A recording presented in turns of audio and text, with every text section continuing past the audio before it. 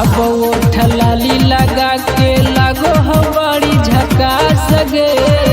पढ़े में निमन नहीं लागो करी दे हो मन उदास गे।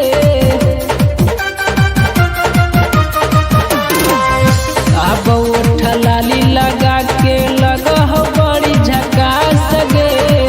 पढ़े में निमन नहीं लागो कर दे हो मन उदास गे। कैसे के नी हो मैट्रिक पास गे मैया, कैसे के हो मैट्रिक पास गे मैया। तो मैडम के बेटिया बैठो हको हमारे पास गे मैया। तो मैडम के बेटिया बैठो हको हमारे पास गे मैया।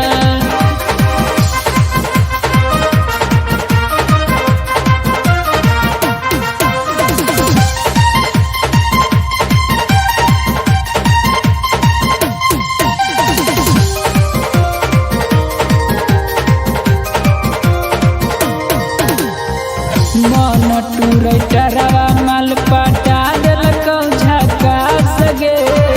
लगो हको करियो बियाह करे साथ गे।